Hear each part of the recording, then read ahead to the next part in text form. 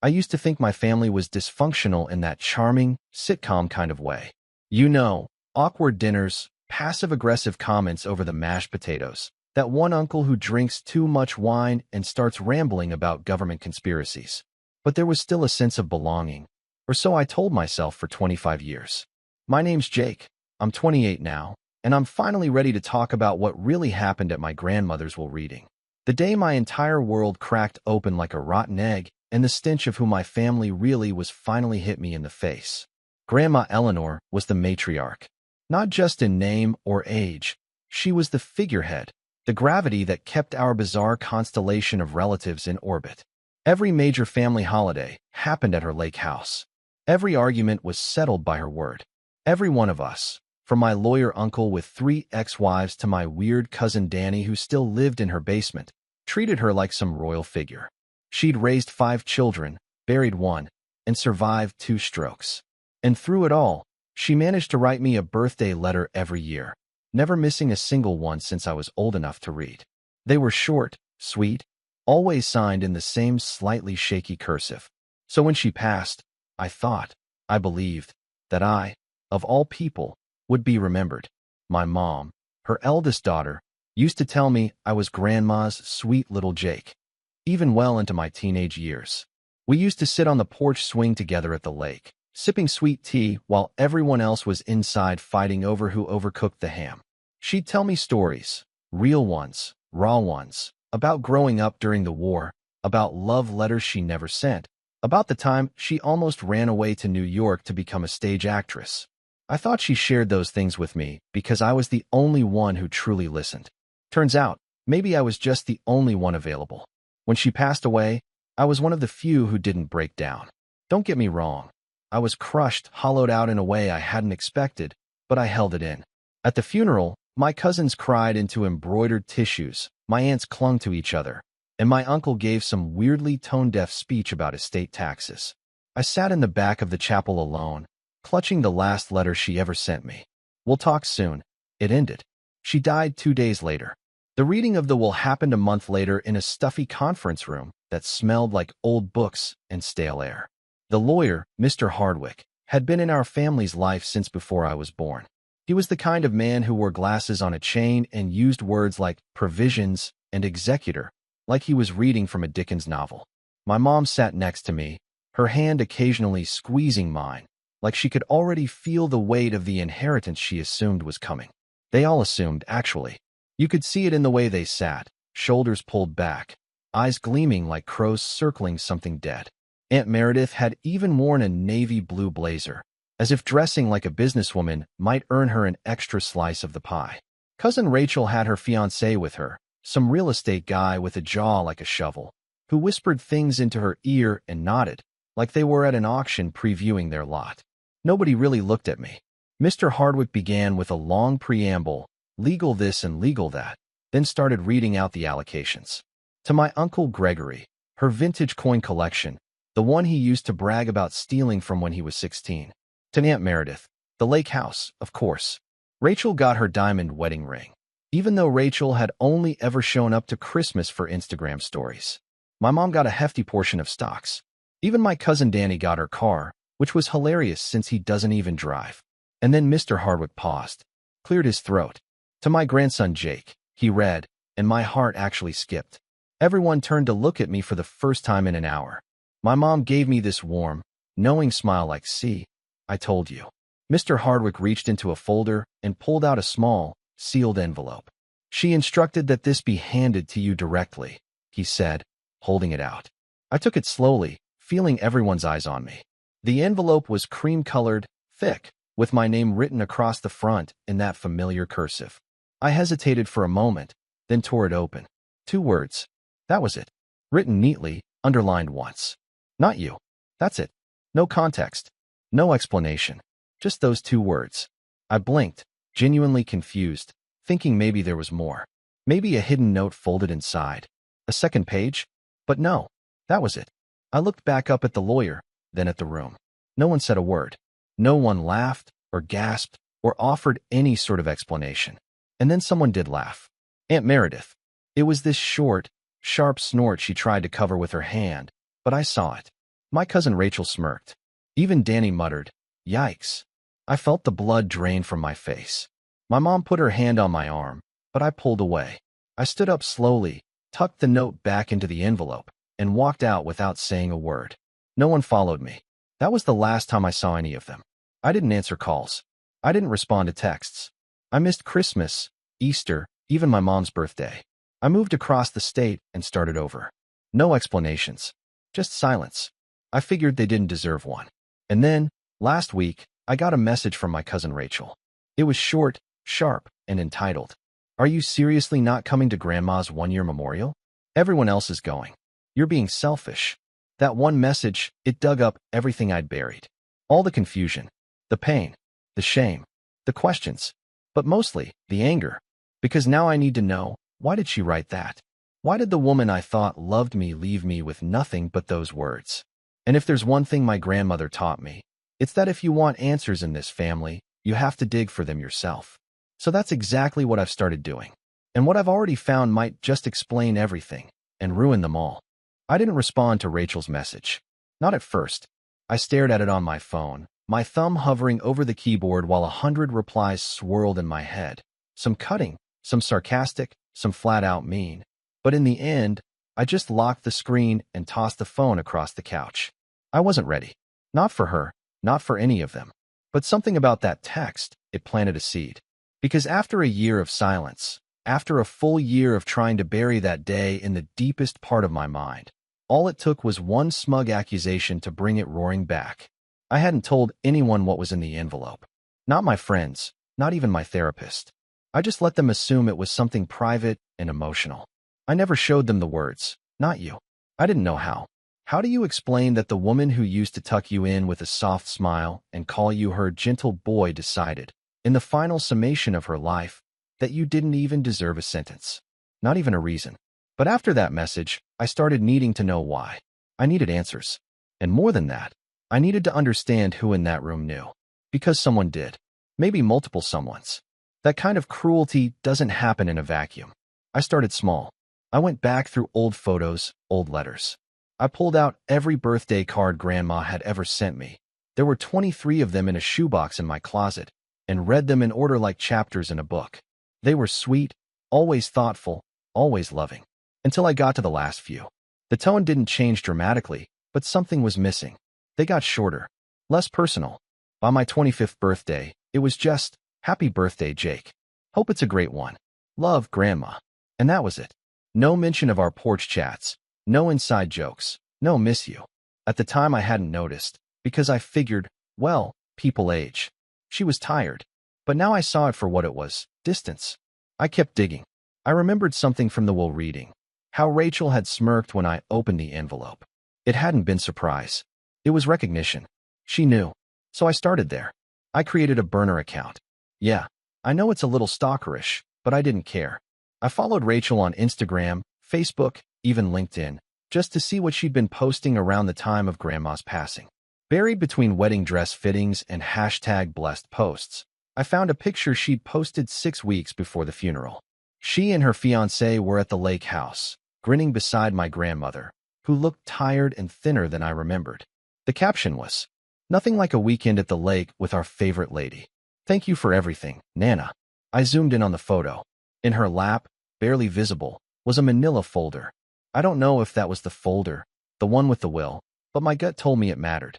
Grandma had been making decisions. And Rachel had been there. Alone. The next day, I went to see my mom. It had been almost a year since we last spoke. I hadn't even told her I was moving. But I drove back to my hometown, pulled into her driveway, and knocked on the door like a stranger. She answered with a surprised gasp and tears in her eyes. "Jake," she whispered. "Oh my God." She pulled me into a hug before I could even say anything. I let her. She smelled the same, like lavender and faint cigarette smoke, even though she quit 5 years ago. When she finally let go, she was blinking rapidly, trying to compose herself. "I didn't think I'd ever see you again," she said. "You didn't come to Christmas. Or the service." "I know," I said. "Can we talk?" We sat in the kitchen. She made tea, because that's what she does when something big is happening. The table still had the same chipped corner from when I was 12 and tried to open a soda bottle with a wrench. The whole house felt frozen in time, like nothing had moved in the year I'd been gone, except me. I want to ask you something, I said, once we were both seated. About Grandma. Her eyes dropped instantly. She left you something, didn't she? I asked, carefully watching her face. She nodded. She left me some stocks. And the locket. The one with her parents' picture in it. And you were surprised? My mom hesitated. Not really. I knew she was planning to leave most of it to Meredith. You know how she was. She always favored the flashy ones. But not me, I said flatly. She winced. Jake. I pulled the envelope out of my coat pocket. I had started carrying it again. Like a reminder. I never told you what she left me, I said, laying it gently on the table. Open it. My mom looked at it like it was a bomb.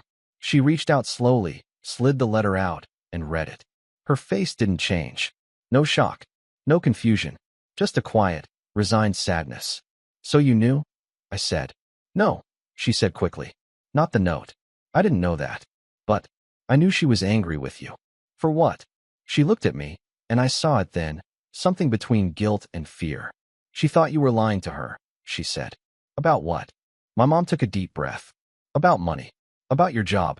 About who you were dating. I don't know. Rachel and Meredith filled her head with all these things. They said you were only visiting her to get in the will. That you were manipulating her. My jaw clenched. And you let them? I didn't believe them, she said, a little too quickly. But your visits did get less frequent. You stopped coming to the lake. You didn't return her calls for a while. I was working 2 jobs, Mom. I was trying to pay off debt. You knew that. She nodded slowly. I told her that. But she got paranoid. You know how she was when she got something in her head. I stared at her, heart pounding. Why didn't you tell me? Because I thought it would blow over, she said, her voice breaking. I didn't want to pit you against her. Honestly, I thought there'd still be time. There wasn't. I left not long after that. I didn't raise my voice. I didn't yell. But I walked out of that house feeling colder than I had in months. Because I realized my mom had known something was wrong. And she'd chosen to wait. To hope it would fix itself. And in the meantime, her sisters had been poisoning the well. The next day, I made a decision. I was going to the memorial. Not to make peace. Not to mourn. But to confront them. I didn't RSVP. I didn't tell anyone I was coming. I just showed up, dressed in black, envelope in hand. It was being held at the lake house. Of course it was. I hadn't been there since the funeral. It looked the same. White shutters, red door, the porch swing still hanging slightly crooked. There were cars parked on the grass. People standing in clusters with champagne flutes. It looked less like a memorial and more like a garden party. I slipped inside quietly. No one noticed me at first. I moved through the hallway, into the living room, and there they were, Rachel, Meredith, Uncle Greg, and a few others. All smiles. All warmth. Like nothing had ever happened. Rachel spotted me first. Her face dropped. Jake. Conversation stopped. Heads turned. I walked forward calmly and pulled the envelope from my coat. Nice party, I said, celebrating the woman who told me I didn't exist. Rachel blinked. What are you talking about? I held up the envelope. This is what I got. While you all walked away with property and jewelry and stocks, I got this. Everyone stared. A few looked uncomfortable. Meredith actually smiled. She had her reasons, she said smoothly. Maybe if you'd been around more. Don't, I said. Don't you dare make this about me. I was the one who visited her every month for 3 years while the rest of you were busy climbing ladders and throwing parties. I was the one who sat with her during her second stroke. I held her hand in the hospital. Where were you? Meredith shrugged. Busy. We all were. Rachel stepped forward. Jake, maybe now isn't the time. No, I said. Now is exactly the time. Because I know you were here. I saw the photo.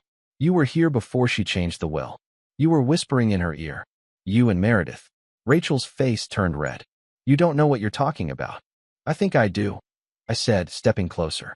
And if you're smart, you'll tell me everything. Because if you don't, I didn't finish the sentence. I didn't have to. Because that's when I noticed something strange. In the corner of the room, near the fireplace, was Grandma's old chest. It had been there for decades. Locked always. She used to call it her time capsule. Said it held her memories. And suddenly, I knew. I felt that whatever answers I was looking for might be in there. But before I could move toward it, someone said something behind me that made my blood run cold. You shouldn't have come back. I turned. It was Uncle Greg. His arms were crossed, his expression unreadable. And from the way the others suddenly fell silent, I realized something chilling. They were all in on it. I didn't say anything. Not right away. I just looked at Uncle Greg. This man I used to call my favorite uncle when I was a kid, the one who let me ride on his shoulders at 4th of July cookouts, and I waited for him to laugh, to smirk, to blink. But he didn't. He just stared back at me with this cold, detached expression like he was looking through me, not at me. "You shouldn't have come back," he said again, a little softer now, like it wasn't a threat. Like it was advice. A warning. A truth I was supposed to accept. But I'd had enough of people telling me where I belonged. Enough of reading between the lines. Enough of swallowing silence and pretending I wasn't furious. So I did the one thing no one in my family ever seemed to expect me to do. I stayed. I walked past him, slowly, deliberately, and over to Grandma's chest near the fireplace. It looked exactly the same as it did when I was a kid. Deep mahogany wood, tarnished brass hinges, a heavy latch with a small keyhole. She used to tell me it was full of things not meant for children, which only made me more curious, of course. Once, when I was about 12, I tried to pick the lock with a hairpin. I got caught and grounded, but Grandma had smiled a little. "That kind of curiosity will either make you great," she'd said, "or get you killed." Now, I reached for the latch, not even knowing what I was hoping to find. "Don't," Meredith said sharply. I looked over my shoulder. "Why?" "It's private," she said, stepping closer. "It's not for you." "Like the letter?" I asked. She didn't answer. She didn't have to. Rachel crossed the room, grabbed my arm, not hard, but firm. "Jake, please. You've made your point. Don't turn this into some kind of scene." I looked down at her hand, then back up at her. "You already did." And then I left. I didn't slam the door. I didn't yell. I didn't cry until I got to my car and sat behind the wheel for 20 straight minutes, just trying to breathe. Because in that moment, the final puzzle pieces clicked into place, and the picture was uglier than I'd imagined. They didn't just let Grandma believe lies about me. They'd built them, watered them, watched them grow like weeds through her mind until whatever love she once had for me was choked out. And somehow, I'd become the villain in a story I didn't even know was being told. That night, I hit bottom. It wasn't some dramatic spiral. I didn't go on a bender or make any reckless decisions. I just shut down. I went back to my apartment, closed the curtains, and laid on my couch in the dark for hours. My phone buzzed once, probably my mom, but I didn't check it. I didn't want sympathy. I didn't want apologies. I didn't even want revenge, not yet. I just wanted to feel like me again, and I didn't know how. The next day, I called in sick to work. And the day after that, and the day after that, I stopped answering texts from my friends. I stopped replying to emails. I didn't even eat much, just nibbled on crackers and drank water like my body was something I didn't recognize anymore. I spent hours pacing around my apartment, picking things up and putting them down. I kept rereading that envelope like maybe, somehow, the words would change. Like maybe they'd rearrange themselves into something softer. But they never did. "Not you. Not you." And that's when the anger came back. Not loud. Not sharp. It was slow, like a fuse burning through wet rope. I didn't scream or punch walls. I just stood in the middle of my living room and whispered to myself, "Okay, fine. You want me out? You got it." But I wasn't going to disappear. Not anymore. That was the moment I decided I'd take it all back. Not the inheritance. I didn't even want the money anymore. I wanted something bigger. I wanted my name back. My dignity. My sense of worth. I wanted to become the kind of person they couldn't lie about without looking ridiculous. So I made a list. It wasn't long, but it was clear. Fix my life. Find the truth. Make them see me again, but on my terms. The first step was the hardest. Fixing my life meant facing the things I'd been ignoring since Grandma's death. I was drowning in quiet. I hadn't really worked out in years. My freelance gigs were inconsistent, and I hadn't done anything creative for myself in forever. So I started small. I made my bed. I opened the windows. I answered a friend's text. Just one. It was my college roommate, Mason, who'd messaged me weeks ago. "You still alive, man?" I replied, "Barely. Want to grab coffee?" That coffee turned into a weekly habit. Mason didn't push me to talk, but he did get me to laugh again. He told me stories about his terrible boss, his failed attempts at sourdough baking, his new girlfriend who loved conspiracy podcasts and believed every single one. And eventually, I found myself talking too. About Grandma. About the envelope. about how angry and stupid and ashamed I still felt. Mason just nodded. "You're not crazy," he said one day. "They gaslit you. Classic family politics." He said it so casually, but it felt like permission. Like maybe I wasn't crazy. I started going on runs again. Just 20 minutes at first, then 30. The first week nearly broke my legs, but by the third week, I was sleeping better. I stopped waking up at 3 a.m. with the taste of shame in my mouth. I even started eating real food again. Eggs, rice, grilled chicken, vegetables. I didn't feel amazing, but I felt alive. And then I took the next step, finding the truth. I remembered something Grandma once said to me when we were sitting on that porch swing. I'd asked her if she ever kept secrets from her kids. She laughed and said, "Of course I did. Every parent does. But the real secrets? The ones that matter? I write those down, just in case." So I started looking. I called Mr. Hardwick, the family lawyer. I told him I wanted to schedule an appointment, not as a family member, but as a private client. When I showed up at his office, he looked startled but didn't try to shoo me away. He invited me in and offered coffee. I declined. "I want to ask you something," I said. "About the will." He adjusted his glasses. "I'm not sure I'm allowed to." "I don't want the contents," I said. "I just want to know if there were changes. Last-minute ones." He paused. "Jake," he said quietly, "your grandmother made several adjustments in the last 6 months of her life. None of them were contested. But yes, the envelope was added very late." "How late?" 3 weeks before she passed." "And who was with her?" He hesitated again. "Legally, I can't tell you who was present unless you obtain permission." "From who?" "The executor." I already knew who that was. Aunt Meredith. Of course. I left his office more frustrated than ever, but also more certain. They'd changed something. Maybe not forged, but influenced. Warped. But if there was one thing I knew about Grandma Eleanor, it was that she never just wrote things down. She recorded them too. She loved journals, notebooks, tapes. She used to joke about writing her memoirs one day.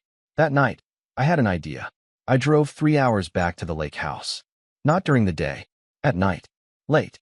The kind of late where the road feels like it belongs to ghosts. I parked 2 blocks away and walked the rest. The house was dark. No one was there. I didn't break in. I didn't need to. Because I knew exactly where the spare key was, under the 3rd brick on the garden path. Same place it had always been. I let myself in quietly. The smell hit me first.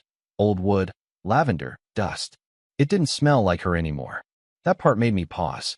For a second, I just stood there in the foyer, remembering summers spent playing cards on the porch, late-night Coco, the way she used to hum old jazz tunes when she thought no one was listening. Then I got to work. I didn't touch the chest, too risky. But I went upstairs to the attic. That was her real vault. The attic door creaked. I flicked on the overhead light. Dust danced in the air like memory fragments. The room was filled with boxes, hundreds of them, labeled in her handwriting, photos, recipes, letters, receipts, keepsakes. But then I saw one box in the corner. It was newer than the others, still sealed with packing tape. Label, recordings. I pulled it down, heart pounding. Inside were tapes. Dozens. Cassettes, labeled in black marker. Most were dated. Some had names: Gregory, January; Meredith, March; Jake, May. Me. I didn't wait. I grabbed as many as I could, tucked them into my backpack, locked the house behind me, and drove. All the way home, I could barely breathe. Because I knew, finally, I might be holding the truth in my hands. And whatever was on those tapes was going to change everything. I didn't sleep that night. By the time I got home, the sun was already bleeding into the horizon, and my apartment felt too quiet, too still, like the world was holding its breath with me. I dropped my backpack on the coffee table and just stared at it. I knew what was inside, and I knew the moment I played one of those tapes, my life might split into a before and after. But I also knew I'd come too far to stop now. I dug out my old cassette player from the closet. It was dusty, buried under a stack of comic books and forgotten tech. The battery compartment was corroded, but thankfully, the power cord still worked. I plugged it in, sat on the floor like I was 12 again, and pulled out the first tape labeled in Grandma's unmistakable cursive. Jake, May. That was me. The month I'd visited her for her birthday 2 years ago. I remember that weekend like it was yesterday. How she looked thinner, but insisted on making her famous lemon cake anyway. How we sat on the dock in silence for an hour because she said words just made moments smaller. I hadn't thought it was a recording day. I slid the tape into the player and hit play. There was a soft whirring, then a faint click. And then, her voice. This is Eleanor Mayfield. Recording number 27. May 18th. Jake came by today. My heart almost stopped. I told him I didn't want to fuss, but he brought me tea and flowers anyway. He looks tired. I didn't say it, but I see the weight in his eyes. I think he's working too much. He asked about the old porch swing. Said it creaks louder now. I told him things creak more when you love them. She laughed, soft, warm, the way I remembered. Sometimes I worry he feels like he has to prove something to me, that he thinks I'm keeping score. I'm not. I just want him to know I see him. I see him. I paused the tape, my throat suddenly tight. I had to sit still for a minute and just breathe. This wasn't a woman who hated me. This wasn't someone who'd write, "Not you," without coercion. This was love. This was clarity. I played the rest. It was short, mostly reflections. She mentioned Mom. Asked herself aloud if Meredith ever really forgave her for giving Greg the coin collection. And then, as if talking to someone sitting across from her, she said, "I hope when I'm gone, they don't turn everything into a circus." She had no idea. The next few tapes were older, scratchier, but each one gave me something new. Gregory, January. Greg thinks I don't know about the second mortgage. But I do. He's always been slippery when it comes to money. Rachel, March. She brought that fiancé again. I still don't trust him. Too slick. Said something strange when I left the room. Something about getting things in order before the new will. Meredith, April. She asked if I'd reconsider the lake house. She was polite, but insistent. Almost like she'd already decided it was hers. Funny thing, she called Jake ungrateful twice, even though I hadn't mentioned him at all. I think she's trying to turn me. And then came the one that changed everything. Will revision, June. Greg and Meredith are here. They've brought Mr. Hardwick. They say it's time to finalize things. I feel rushed. I don't know if I'm thinking clearly. They've been persistent. There was a long pause. I heard papers rustling. Then, in a low voice, they told me Jake didn't come to my last appointment. That he forgot. But I remember. He was the one who drove me. He held my bag. He waited outside for 2 hours. Another pause. They said he only wants what I can give him. But I think I've made a mistake. I'm so tired. The tape ended there. I just sat there in stunned silence, the static buzzing like wasps in my ears. She'd known. She'd been manipulated. And more importantly, she recorded it. I had proof. Maybe not courtroom level, but enough. Enough to show the family, to show the world, what really happened. But I didn't rush. This wasn't going to be a scream in their faces kind of revenge. This was going to be slow, patient, surgical. I spent the next few days cleaning up my life. No more hiding under blankets. No more ignoring calls. I got a haircut. I started organizing my files. I even reached out to a few clients to get my freelance projects back on track. I wanted stability before I moved forward. Then I made a second list. This one specific, targeted. Step 1. Secure the recordings. I digitized the tapes. All of them. Made backup copies. Uploaded them to 3 cloud storage accounts and saved them on 2 separate flash drives. I hid one drive in my desk and mailed the other to Mason with no label, just instructions to open it only if something happened to me. Paranoid? Maybe, but I wasn't taking chances. Step 2. Legal advice. I wasn't naive enough to think I could sue my family and win, but I needed to know my options. So I met with a lawyer, Maria Jennings, a sharp, no-nonsense estate law attorney I found through a friend of a friend. I didn't tell her everything at first, just gave her the gist. Elderly woman, late-stage changes to a will, family pressure, audio evidence suggesting coercion. She leaned forward, interested. "You'd be surprised how often I hear this," she said. "What kind of evidence?" I pulled out a transcript I'd typed up from the most damning tape. She read it twice, eyebrows rising. "This could absolutely be challenged," she said. "It won't be easy, and the fact that it's posthumous makes it harder.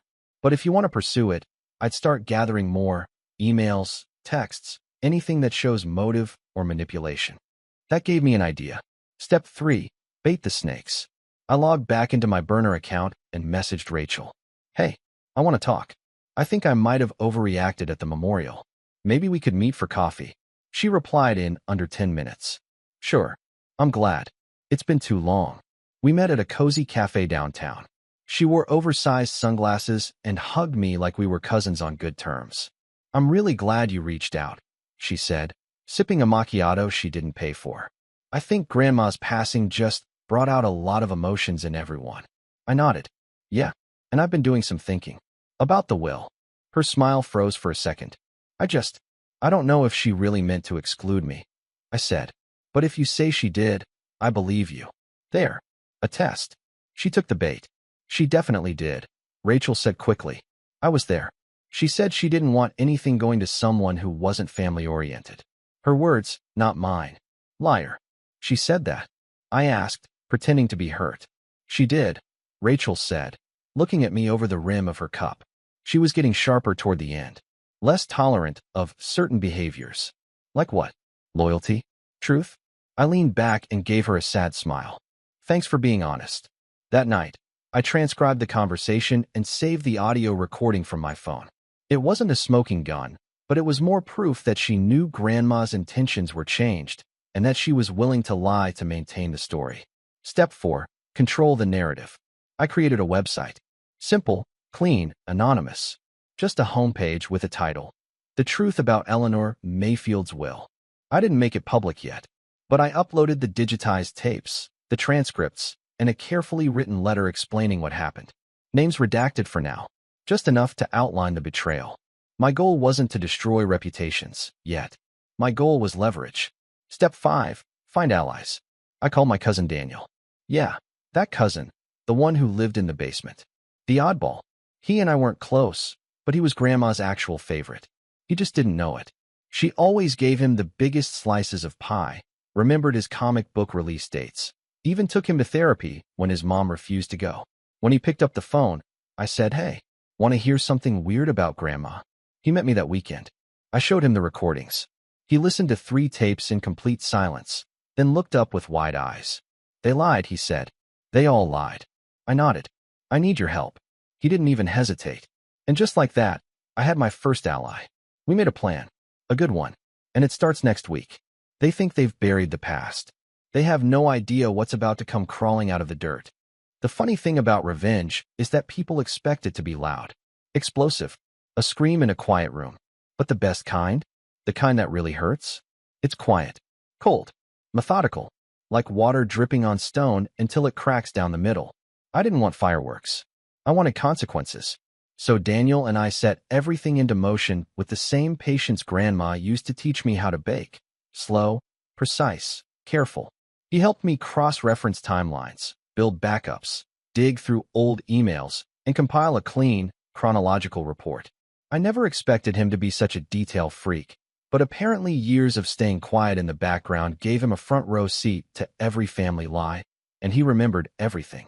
Turns out, he'd been keeping receipts of his own. The final trigger came in the form of a letter. A typed, formal document I mailed anonymously to Hardwick and Company, the law firm that had executed Grandma's will. Inside it, I included 2 things. A notarized affidavit claiming I had reason to believe Eleanor Mayfield's will had been altered under coercion and misinformation. A private URL leading to my hidden website. I knew Mr. Hardwick well enough to know he was old school. He wouldn't ignore that. 3 days later, I got an email from my attorney, Maria Jennings. "They've reached out, asking to discuss matters privately," which is code for "We know you're right, but let's clean this up quietly." She smiled when we met in her office. "You played this smart, Jake. No empty threats, no public tantrums. Just evidence." "Thanks," I said. "But I'm not done. Because I didn't just want to reverse the will. I wanted them to feel what I felt, publicly. That sick feeling in your gut when you realize everyone's looking at you and no one's clapping. The memorial rededication was my chance. After I leaked the site to Mr. Hardwick, I sent the link to exactly one more person. Pastor Lyle, the man officiating the planned 1-year memorial remembrance service that Meredith and Rachel were organizing at Grandma's old church. The same church where she'd been married, baptized her kids, and taught Sunday school for 30 years.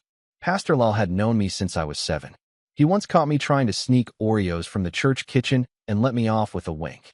When he saw the tapes, the transcripts, and the full timeline, he called me directly. "Jake," he said, "I'm heartbroken.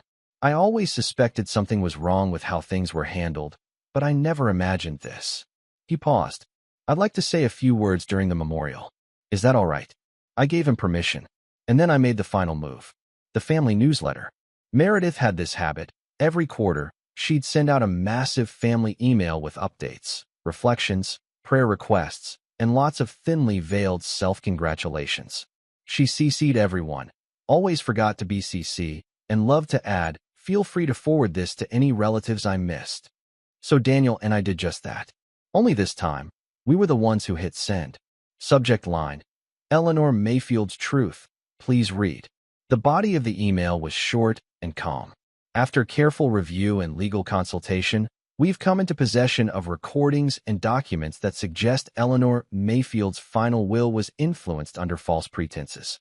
We believe she was intentionally misled about key family relationships by certain individuals who stood to benefit financially.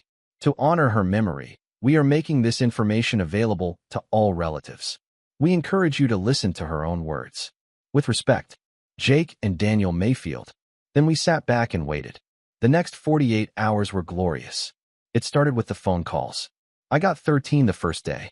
Not from Rachel, not from Meredith, not from Greg, but from cousins, second cousins, in-laws. People I hadn't spoken to in years. People I barely remembered. One message stuck with me. "Jake, I just listened to the tapes. I'm so sorry. I never knew. I wish I had."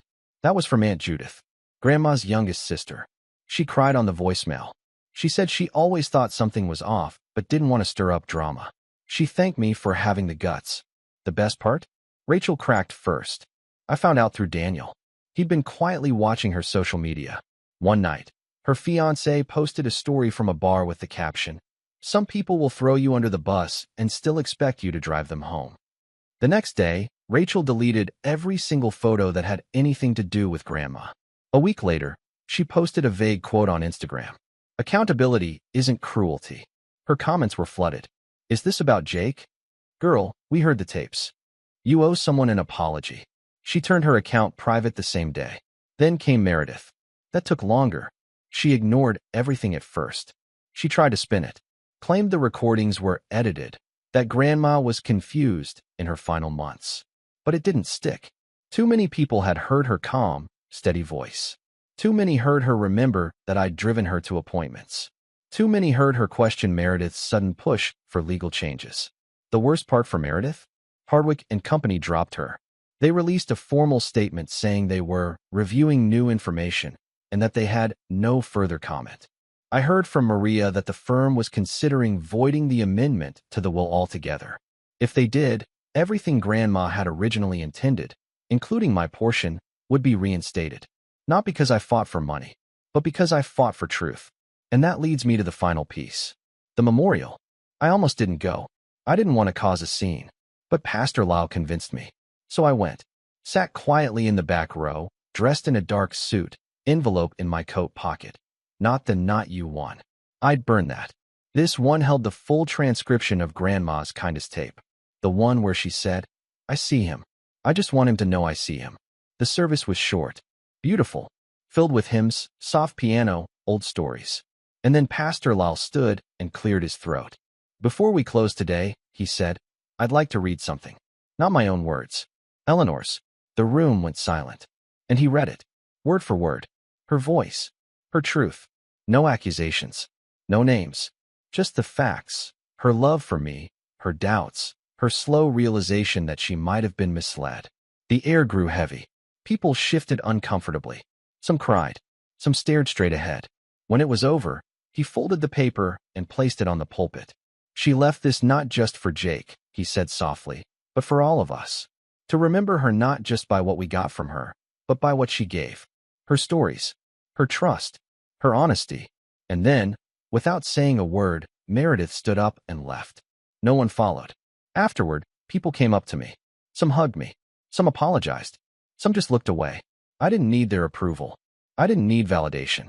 Because I'd already won. Not with rage. Not with a lawsuit. With the truth.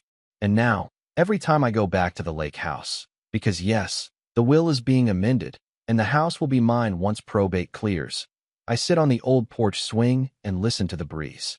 Sometimes, I play her recordings like she's still here, sipping sweet tea beside me. And every time I hear her say, "I see him," I smile.